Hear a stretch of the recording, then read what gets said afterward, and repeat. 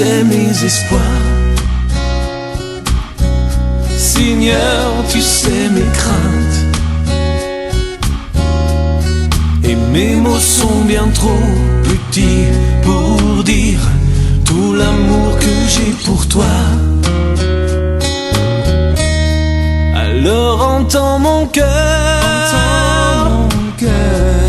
mon esprit qui te loue, entends le chant d'amour d'un enfant racheté. Je prendrai mes faibles mots pour te dire quel Dieu merveilleux tu es. Mais je ne pourrai pas te dire combien je t'aime. Alors entends mon cœur. C'est tout comme la pluie. Les mots pouvaient couler. Et si j'avais l'éternité, je ne pourrais pas l'exprimer. Mais dans les battements de mon cœur, tu entendras toujours. Merci pour la vie, pour la vérité et pour le chemin. Alors entends mon cœur, mon esprit qui te loue, entends le chant d'amour d'un enfant racheté. Je prendrai mes faibles mots pour te dire quel Dieu merveilleux tu es. Je ne pourrai pas te dire combien je t'aime. Alors entends mon cœur. Bonjour à tous, à nouveau réunis ensemble ce matin pour louer le Seigneur, pour célébrer notre Sauveur. Que son nom soit béni, que vraiment son nom soit élevé au plus haut encore tout au long de ce temps de louange et d'adoration. Et ce moment effectivement où nous voulons qu'il soit le centre, nous voulons le mettre à l'honneur, la personne de Jésus-Christ. Nous voulons bien entendu souhaiter une cordiale bienvenue sur le site évangélique de l'église de Chanteloup-les-Vignes. Nous saluons tous nos bien-aimés qui nous suivent de près comme de loin. Et lorsque je parle de loin, je parle bien entendu de nos bien-aimés qui nous suivent, qui suivent nos réunions, que ce soit dans les îles, l'île de la Réunion. Nous vous saluons de la métropole. Que Dieu vous bénisse. Nous saluons nos bien-aimés aussi de la Martinique, de la Guadeloupe, de l'île de Haïti. Nous saluons également nos bien-aimés de la Floride. Et nous saluons bien sûr donc du Canada également. Et aussi du sud de la France. Nous avons aussi nos bien-aimés, des frères et des sœurs qui nous suivent du sud de la France. Que Dieu vous bénisse. Et bien sûr, un chaleureux accueil à nos bien-aimés frères et sœurs de Chanteloup-les-Vignes et des environs. Que Dieu vous bénisse. Et que tout au long de cette journée, eh bien, le Seigneur puisse visiter chacun d'entre nous. Nous sommes là, mes amis frères et sœurs. Aujourd'hui encore, nous sommes réunis en son nom et pour lui. Pour lui. Nous voulons lui apporter notre louange, notre adoration, notre reconnaissance. Nous voulons réjouir le cœur de Dieu notre Père, dans le nom de son Fils Jésus. À lui soit toute la gloire. Avant de partager quelques chants, nous allons remettre ces moments entre les mains de notre Dieu. Seigneur, quel Dieu merveilleux tu es. Il fait bon d'être dans ta présence. Il fait bon, Seigneur mon Dieu, de t'apporter ce matin encore toute notre reconnaissance, toute notre adoration. Parce que tu es Dieu, et de ce fait, tu es digne de louange. Seigneur, de par toute la terre, de par de multiples endroits, tu as des hommes et des femmes qui ont été rachetés par ton Fils, qui ont reçu la grâce de Dieu dans leur vie. Et Seigneur, ce matin, ensemble, avec un même cœur, une même voix, une même pensée, nous voulons t'apporter notre louange. Nous voulons élever ton nom. Seigneur, du lever du soleil jusqu'à son couchant, que ton nom soit béni. Au nom de Jésus.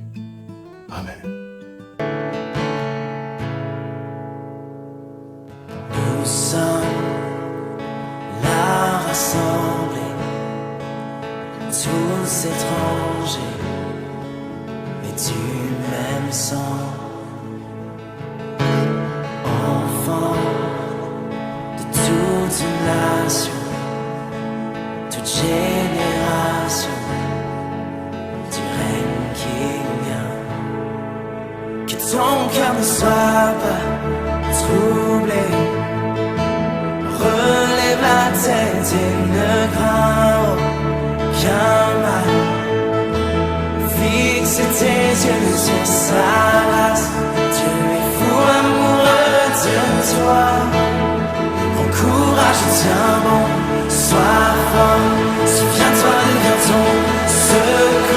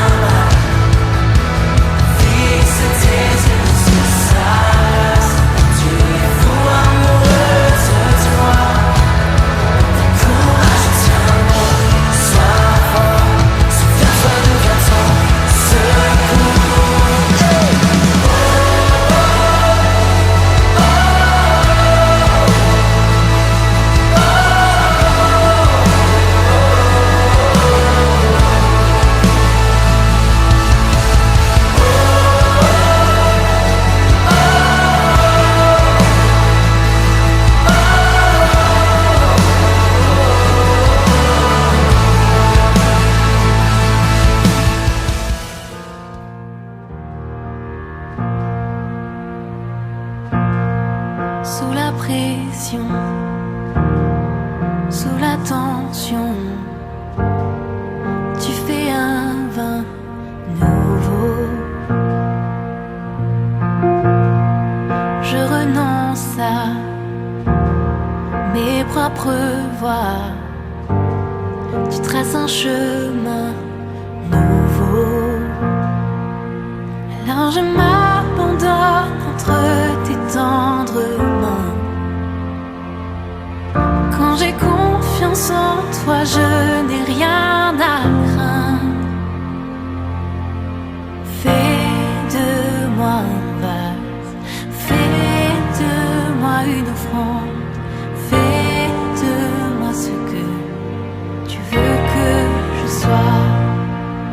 Je n'ai rien à offrir, Jésus, tu m'as tout donné. Fais déborder ma vie d'un vin nouveau.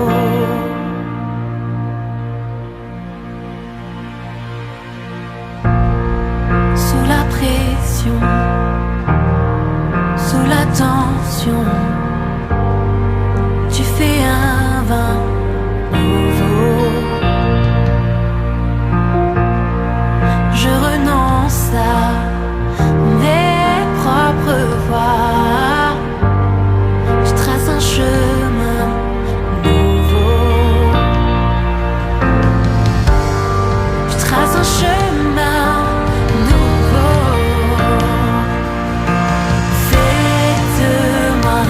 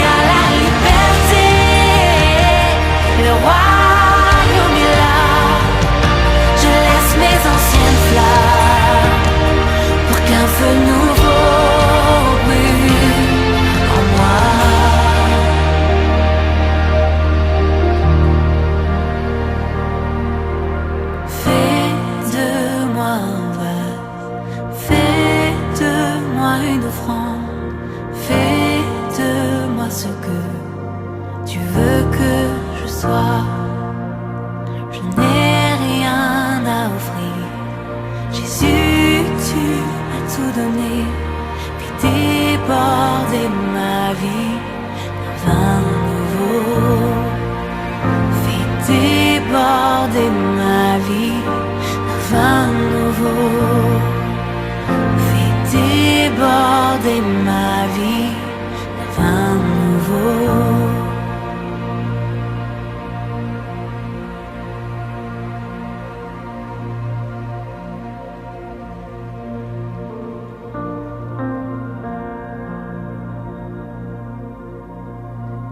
Fais de moi un vase, fais de moi une offrande, fais de moi ce que tu veux que je sois. Je n'ai rien à offrir, Jésus, tu m'as tout donné. Fais déborder ma vie d'un vin nouveau. Fais de moi un vase, fais de moi une offrande, fais de moi ce que tu veux que je sois. Je n'ai rien à offrir, Jésus, tu m'as tout donné. Fais déborder ma vie d'un vin nouveau. Fais déborder ma vie d'un vin nouveau. Fais déborder ma vie d'un vin nouveau. Fais déborder ma vie d'un vin nouveau. Fais déborder ma vie d'un vin nouveau. Fais déborder ma vie d'un vin nouveau. Fais déborder ma vie d'un vin nouveau. Fais déborder ma vie d'un vin nouveau. Quand le vin est nouveau, la puissance est nouvelle. Il y a la liberté, le royaume est là. Je laisse mes anciennes flammes pour qu'un feu nouveau brûle en moi.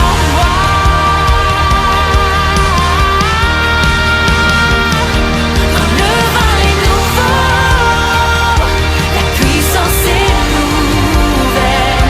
Il y a la liberté et le royaume est là. Je laisse mes anciennes flammes pour qu'un feu nouveau brûle en moi.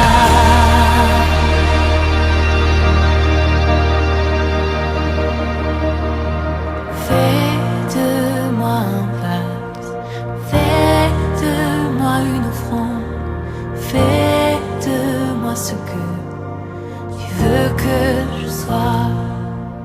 Je n'ai rien à offrir, Jésus, tu m'as tout donné. Fais déborder ma vie d'un vin nouveau. Fais déborder ma vie d'un vin nouveau. Fais déborder ma vie d'un vin nouveau.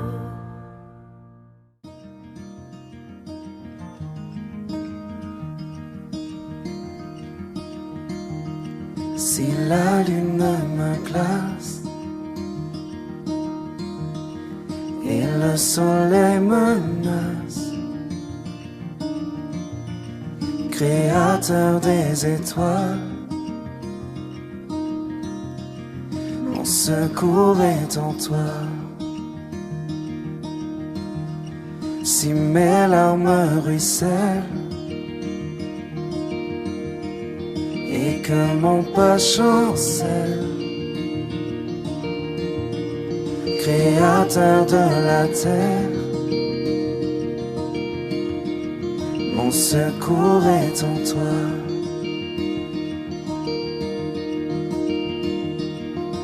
Je lève les yeux vers les hauts sommets. Toi seul est mon Dieu, je proclamerai. Toi seul est ma force, toi seul me restaure mon secours est en toi.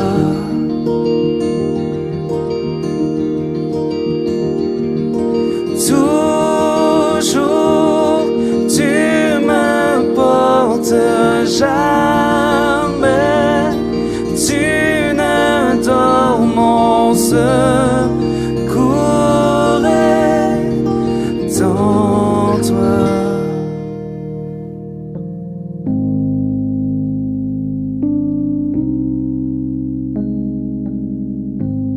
Si la peur m'envahit et mon âme chavire, Créateur de la vie, mon secours est en toi.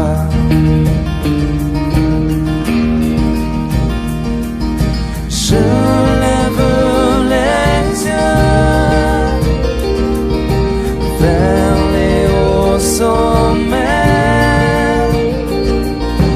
Toi seul est mon Dieu. Je proclamerai. Toi seul est ma force. Toi seul me restaure, mon secours est en toi.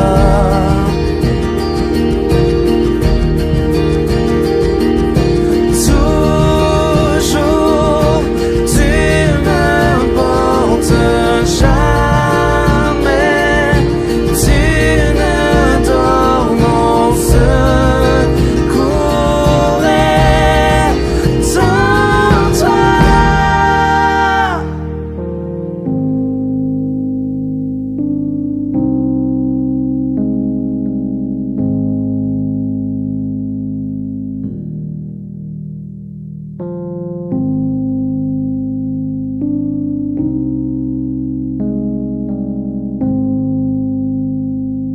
Ta victoire, mon espoir, ton chemin, mon destin, ton salut, mon refuge, tout est en toi. Ta victoire, mon espoir, ton chemin, mon destin, ton salut, mon refuge, tout est en toi.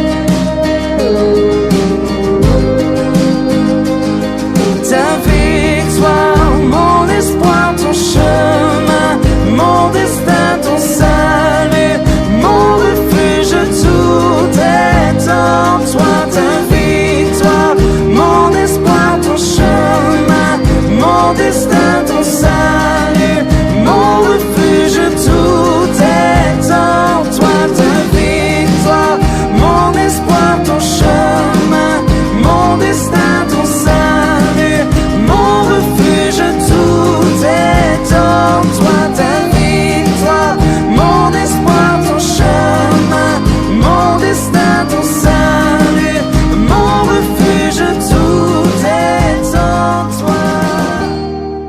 Voilà, nous arrivons au moment où nous allons partager ensemble le Saint Repas, le pain et le vin, qui sont des symboles, vous le savez. Le pain, symbole du corps de Jésus, qui a été meurtri pour nous. Le sang, le symbole du sang précieux de Jésus, qui a coulé pour que nos péchés soient lavés.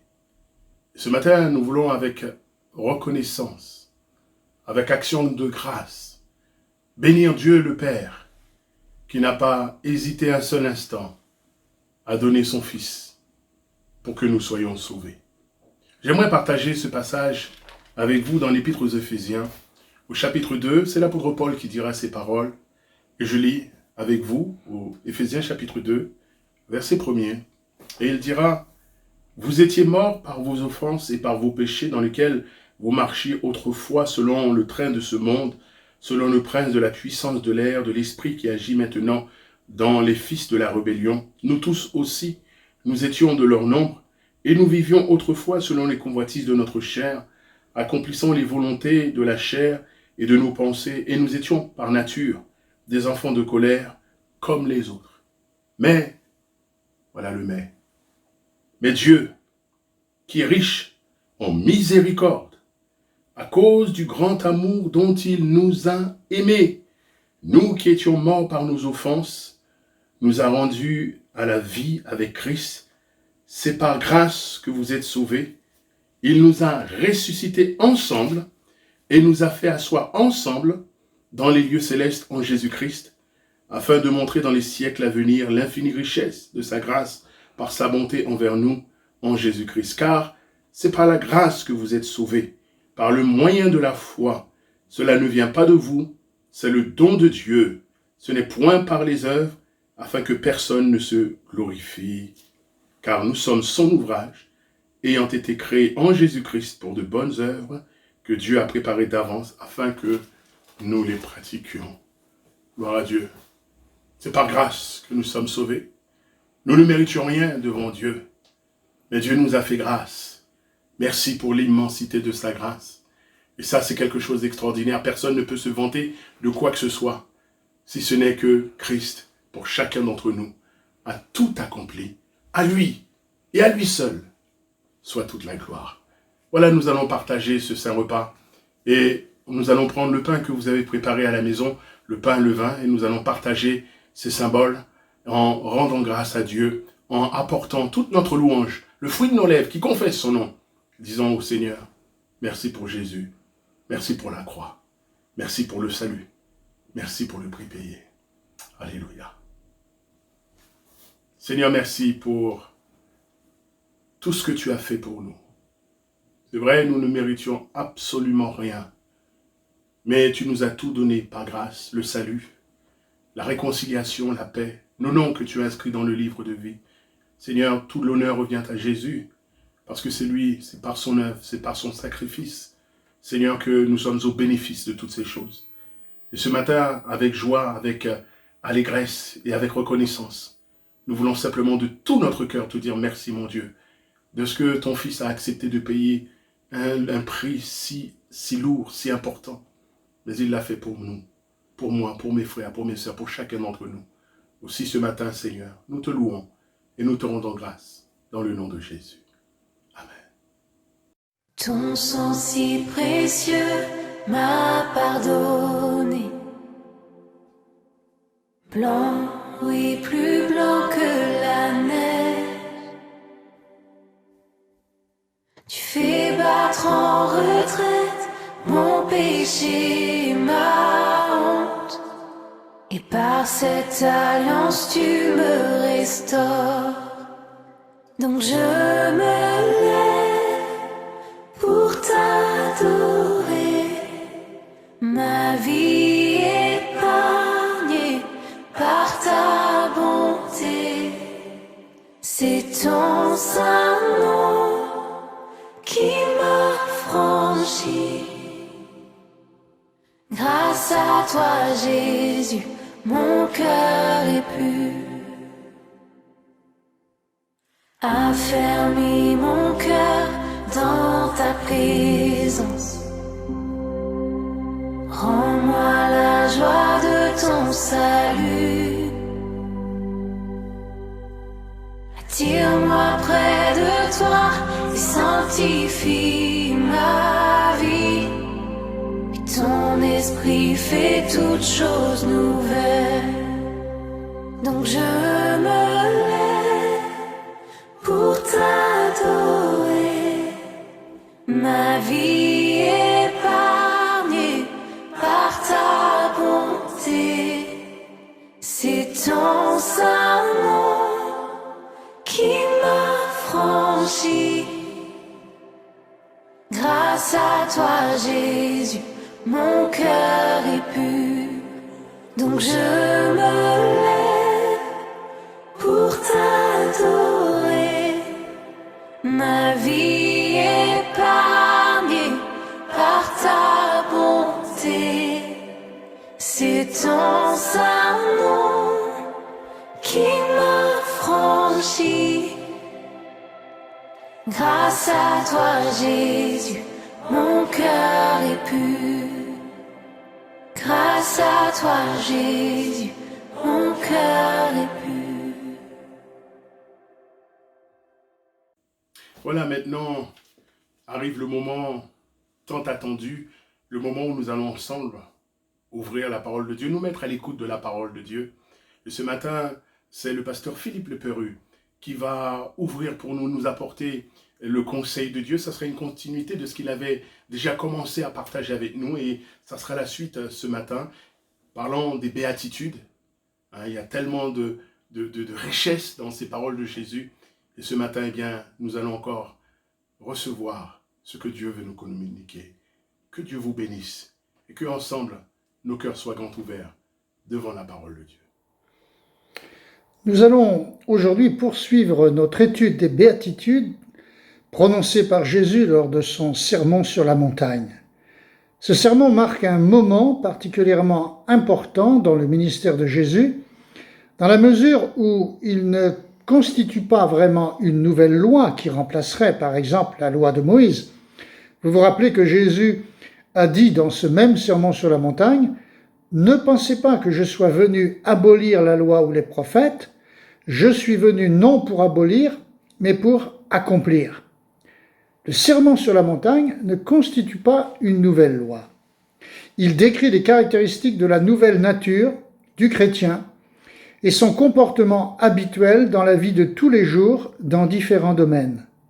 Comme nous l'avons vu la dernière fois avec la première béatitude, le chrétien ne recherche pas le bonheur. Il l'a, il le possède. Les premiers disciples étaient avec Jésus depuis peu de temps quand ils se sont retrouvés sur la montagne pour écouter ce sermon exceptionnel de Jésus. Et rappelez-vous, ils se sont approchés de Jésus et Jésus les a déclarés heureux. D'une manière générale et essentielle, ceux qui s'approchent de Jésus sont heureux. Ils n'ont pas ou plus besoin de rechercher le bonheur. Ils l'ont déjà par la foi dans les paroles de Jésus. Finalement, nous ne sommes pas heureux parce que nous le sentons ou parce que nous avons l'impression de l'être ou parce que nous possédons certaines choses dont nous rêvions. Non. En tant que chrétiens, nous sommes heureux parce que Jésus nous dit que nous le sommes. Heureux ceux qui pleurent, car ils seront consolés. C'est le texte de la deuxième béatitude. Matthieu, chapitre 5, verset 4. Nous allons donc nous arrêter aujourd'hui sur cette seconde béatitude. Jésus poursuit maintenant son discours, sa prédication, son enseignement. Ses disciples sont donc devant lui et on pourrait dire qu'ils boivent ses paroles, en quelque sorte. Nous devrions toujours boire ses paroles. Rappelez-vous ce qu'a dit l'apôtre Pierre un jour à Jésus, alors que le Seigneur demandait à ses disciples, les 12, donc ses apôtres, s'ils voulaient le quitter, parce qu'un grand nombre de disciples l'avaient déjà fait. Pierre a répondu, « Seigneur, à qui irions-nous ? Tu as les paroles de la vie éternelle. » Quand Jésus parle, il ne parle pas comme un homme normal. Il parle comme fils de Dieu. Et cela a pour conséquence que chacune de ces paroles a une puissance et une richesse exceptionnelles. Ces paroles sont celles de la vie éternelle. Cela signifie que si nous croyons les paroles que dit Jésus, elles ont le pouvoir de nous donner la vie, mais pas n'importe quelle vie, la vie éternelle. Ici, nous examinons donc cette parole étonnante. Heureux ceux qui pleurent, ou heureux les affligés, comme le disent certaines traductions de la Bible. Il y a donc ceux qui pleurent. Quand on pleure, en général, c'est parce qu'on est triste. Quand on pleure, c'est parce qu'on souffre. Certes, on peut aussi parfois pleurer de joie. Cela arrive. Prenez l'exemple de la situation actuelle dans notre pays et dans bien d'autres. Nous avons été séparés de nos proches, à l'exception de ceux qui vivent avec nous au quotidien. Et si nous les retrouvons, il se peut que certains pleurent de joie, de bonheur, à cause de ces retrouvailles. Mais le plus souvent, quand on pleure, c'est pour une autre raison. Prenez l'exemple de Jésus. Dans l'Évangile, nous voyons Jésus pleurer 2 fois, une première fois sur Jérusalem, car il connaissait les malheurs qui allaient s'abattre sur la ville environ 40 ans plus tard, avec notamment la destruction du temple. Et il a pleuré une 2e fois quand il est arrivé chez Marthe et Marie, alors que leur frère Lazare était mort depuis 4 jours. L'Évangile de Jean dit que lorsqu'il a vu Marie pleurer, et que ses amis venus auprès d'elle pour la consoler pleuraient également, Jésus a frémi en son esprit et a été troublé. Et aussitôt, pendant qu'il se rendait au tombeau de Lazare, le texte dit « Jésus pleura ». Pourquoi a-t-il pleuré ? Parce qu'il a vu Marie et ses proches pleurer, et cela l'a rempli de tristesse. Maintenant, Jésus a rattaché l'idée de bonheur au fait de pleurer. C'est cela qui surprend, qui intrigue. Il est évident que Jésus n'a pas voulu dire ici « heureux ceux qui pleurent de joie », car il n'aurait pas ajouté aussitôt « car ils seront consolés ». Celui ou celle qui pleure de joie n'a pas besoin d'être consolé. Le fait que Jésus a dit « heureux ceux qui pleurent car ils seront consolés » nous oblige à penser ici qu'il s'agit de ceux qui pleurent de tristesse. Le psaume 42 évoque cette tristesse et le psalmiste va même jusqu'à dire « Mon âme a soif de Dieu, du Dieu vivant. Quand irai-je et paraîtrai-je devant la face de Dieu? Mes larmes sont ma nourriture jour et nuit, pendant qu'on me dit sans cesse « Où est ton Dieu ?» Le psalmiste pleurait parce qu'il ressentait une profonde solitude. Il était affecté par les paroles de ceux qui l'entouraient et qui lui disaient « Mais il est où ton Dieu ?» Nous pouvons facilement imaginer qu'il était tellement triste, bien qu'étant un croyant, que les autres se demandaient ce que son Dieu faisait pour lui. L'apôtre Paul a déclaré, quant à lui, un jour aux anciens de l'église d'Éphèse, « Souvenez-vous que pendant 3 ans, je n'ai cessé nuit et jour d'avertir avec larmes chacun d'entre vous. » L'apôtre disait cela parce qu'il savait que des difficultés sans nombre allaient menacer cette église et, comme il le dit lui-même, des hommes prononceraient des paroles perverses pour entraîner les disciples après eux. Nous avons également dans l'Évangile l'exemple de cette femme qui est entrée un jour dans une maison où Jésus déjeunait, qui s'est mise à ses pieds en pleurant et qui lui a lavé les pieds avant de les essuyer avec ses cheveux et de les oindre avec du parfum.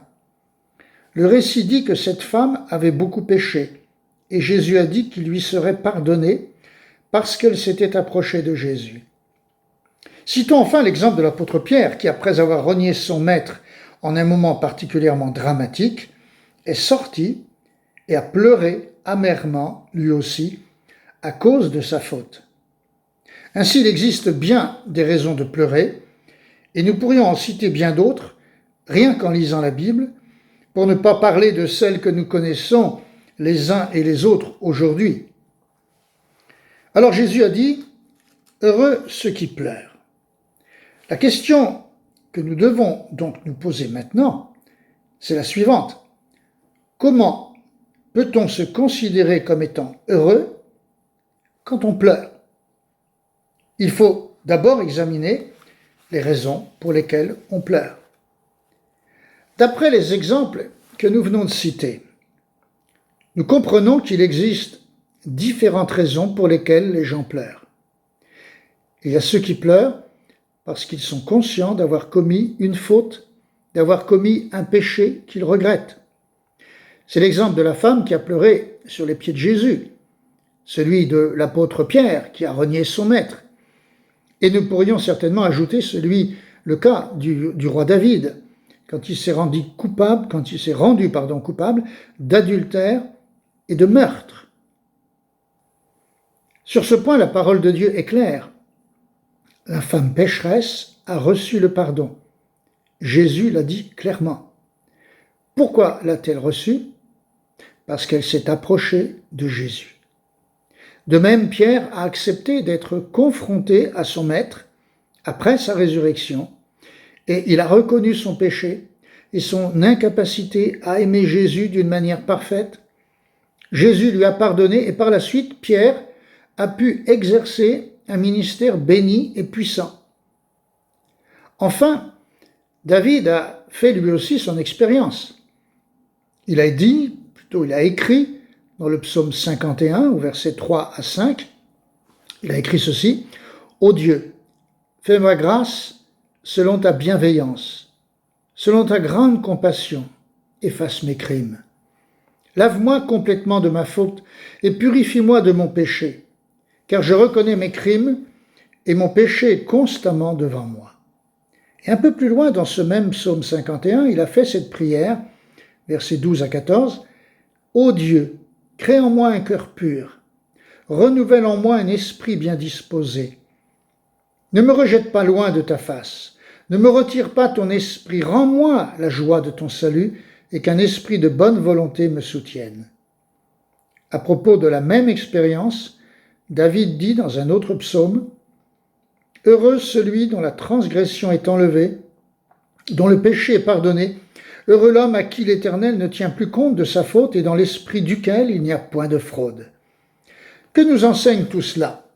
Tout simplement que lorsqu'une personne s'humilie devant Dieu, la tristesse et les pleurs qu'elle a versés sur son péché sont effacés par Dieu, parce qu'elle s'est repentie. C'est ce qu'ont vécu Pierre et David. C'est pourquoi Jésus a pu dire « Heureux ceux qui pleurent, car ils seront consolés. » Mais il y a aussi, et peut-être devrions-nous dire, il y a surtout ceux qui pleurent parce qu'ils passent par l'épreuve, la souffrance ou le deuil. C'est l'exemple des fils de Corée qui ont écrit le psaume 42, que nous avons lu plus tôt, où ils expriment leur tristesse et leur solitude en ces mots « Mes larmes sont ma nourriture jour et nuit ». Il est des moments où tout va mal, où l'on passe par la souffrance physique, la maladie, ou la souffrance morale, la douleur de Marie et de ses amis après la mort de Lazare. Il y a la souffrance et les pleurs de ces personnes qui sont atteintes de maladies graves, voire mortelles. La souffrance et les pleurs de ceux et celles qui passent par de grands moments de solitude. Ces personnes peuvent alors dire « Mes larmes sont ma nourriture jour et nuit ». Je me souviens avoir entendu quelqu'un dire après une grande épreuve « À un certain moment, j'avais tellement pleuré que je n'avais plus de larmes. » C'est à ces personnes, à ces enfants de Dieu, que s'adressent aussi et peut-être surtout ces paroles de Jésus « Heureux ceux qui pleurent, car ils seront consolés. » C'est l'histoire d'Anne, la mère du prophète Samuel. Elle ne pouvait pas avoir d'enfant, dit la Bible, et chaque année, elle montait avec son mari Elkana et l'autre femme de ce dernier, Pénina, car à l'époque la bigamie était permise. Ils montaient tous les trois, chaque année, dans une certaine ville d'Israël appelée Silo, pour offrir des sacrifices au Seigneur. Anne était maltraitée, persécutée en quelque sorte par Pénina, qui peut-être se sentait supérieure parce qu'elle avait des enfants. Chaque année, Anne subissait des mortifications et elle pleurait et refusait de manger. Mais voyez-vous, il est une chose que nous ne devons jamais oublier en tant que croyants. Cette chose, c'est que Dieu nous voit. Il connaît toutes choses. Il voit notre tristesse. Il entend nos pleurs. Il connaît nos détresses. Et il nous dit pour nous encourager, heureux ceux ou celles qui pleurent, heureux ceux ou celles qui sont affligés, car ils ou elles seront consolés. Dieu a vu la détresse d'Anne et il a entendu ses pleurs. Quand elle a exposé sa détresse au sacrificateur Élie, Élie lui a répondu « Va en paix, et que le Dieu d'Israël exauce la prière que tu lui as adressée. » Anne, en effet, priait de tout son cœur pour avoir un enfant. Savez-vous ce que dit la Bible? Lisons-le ensemble dans 1 Samuel 1,20. Il est écrit ici que dans le cours de l'année, Anne devint enceinte et elle enfanta un fils qu'elle nomma Samuel.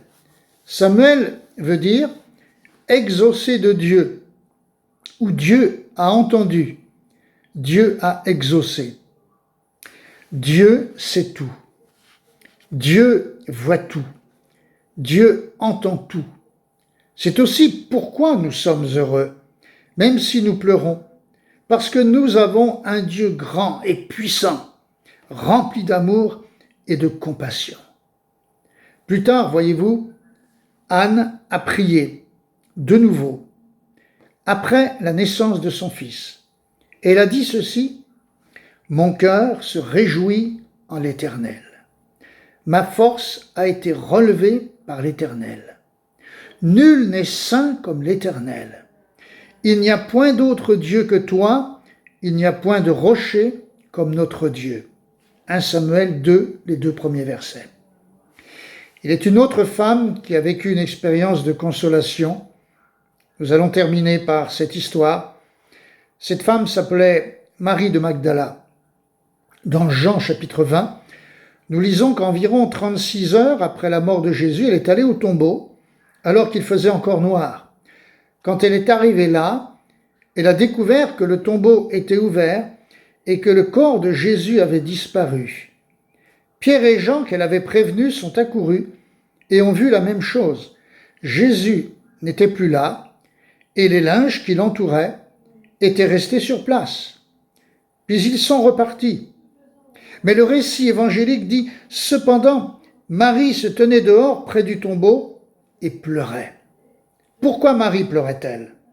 Parce qu'elle avait découvert que Jésus avait disparu. Et elle pensait sans doute que quelqu'un était venu prendre son corps. Si elle était restée avec Pierre, et surtout Jean, elle aurait compris la vérité glorieuse de la résurrection. Car il est dit que lorsque Jean est entré dans le tombeau et a vu le linge qu'on avait mis sur la tête de Jésus et les bandelettes qui entouraient son corps, il vit et il crut. Sous-entendu, il crut que Jésus était ressuscité, pas que son corps avait été enlevé. Mais Marie était restée dehors, à l'écart. C'est pourquoi, ne connaissant pas la glorieuse vérité, elle continuait à pleurer. Heureux ceux qui pleurent, car ils seront consolés. C'est alors que Jésus est apparu. Jésus n'aime pas nous voir dans la détresse. Il n'aime pas que nous croyions que tout est perdu. C'était le cas de Marie de Magdala. Pourquoi pleurait-elle? Un célèbre prédicateur a dit qu'elle pleurait car, imaginant que Jésus était toujours mort et que son corps avait été enlevé, elle pensait que tout était fini, qu'elle ne le reverrait plus jamais. Alors, dit ce prédicateur, elle a pensé certainement que les 7 démons dont Jésus l'avait délivré allaient revenir pour l'envahir de nouveau et la posséder. Elle a pensé un instant que l'enfer qu'elle avait vécu avant sa rencontre avec Jésus allait recommencer. Mais Jésus était à proximité. Jésus est toujours à proximité de nous. Nous pouvons imaginer, dans les moments les plus noirs, qu'il n'est pas là, mais il est là. Ce sont nos soucis, notre désespoir et notre découragement qui nous laissent croire qu'il n'est pas là. Un peu comme vous savez, ces 2 disciples qui marchaient sur la route entre Jérusalem et Emmaüs au lendemain de la résurrection, ce même jour d'ailleurs, et qui ont dit à Jésus qu'ils espéraient que le Christ serait le libérateur que Dieu leur envoyait. Mais ils n'avaient pas cru. Ils n'avaient pas cru les récits de la résurrection. Jésus était à proximité de Marie. Marie a vu Jésus vivant, ressuscité. Et ses pleurs se sont changés ce jour-là en joie. Heureux ceux qui pleurent, heureux les affligés car ils seront consolés. Frères et sœurs, passez-vous aujourd'hui par la tristesse? Pleurez-vous en ce moment? Jésus s'approche maintenant de vous et vous dit, comme il l'a dit à Marie de Magdala ce matin-là, « Pourquoi pleures-tu » Oui, pourquoi pleures-tu? Ne sais-tu pas que Jésus est là tout près et qu'il peut te consoler, t'encourager, te fortifier, t'exhorter? Car ce sont là tous les sens de ce même mot. Rappelle-toi toujours cela. Quel que soit ton état, quelle que soit la situation, Dieu est toujours près de toi. Tu ne le vois peut-être pas, tu ne le sens peut-être pas, mais il est là. Sa parole le dit, sa parole le proclame, sa parole le répète. Il est à côté de toi. Tu peux t'approcher de lui avec foi, car il est aussi près de toi qu'il était près de Marie ce matin-là, à proximité du tombeau dans le jardin. Heureux ceux qui pleurent, car ils seront consolés. Alors, en conclusion, j'aimerais dire ceci. Encore une fois, comme pour la première béatitude, nous pouvons dire et répéter que le bonheur appartient à celles et ceux qui s'approchent de Jésus. Nous avons vu la dernière fois qu'ils sont heureux parce qu'ils sont comme des mendiants, mais des mendiants spirituels, des gens qui savent qu'ils dépendent de Dieu pour la satisfaction de leurs besoins essentiels, c'est-à-dire leurs besoins spirituels. Aujourd'hui, nous découvrons une fois de plus qu'ils sont heureux car, en dépit de leur éventuelle tristesse et de leurs pleurs momentanés, ils peuvent être consolés par la présence encourageante de Jésus. Heureux ceux qui pleurent, car ils seront consolés. Heureux vous qui pleurez peut-être, car vous allez être consolés. Bonne journée à toutes et à tous, sous le regard du Seigneur. Amen.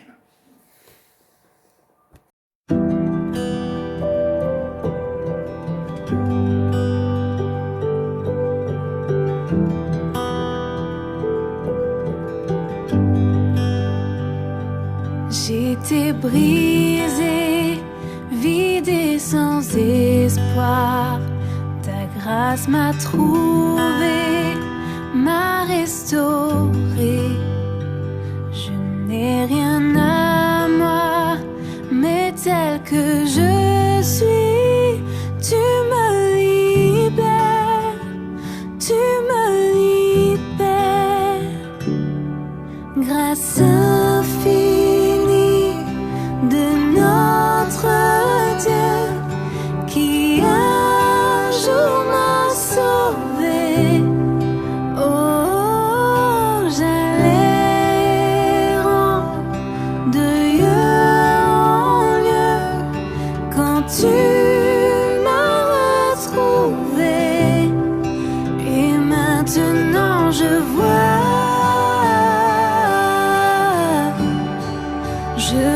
l'amour, la grâce dans tes yeux, donnant ta vie pour moi, me ramenant de la mort à la vie.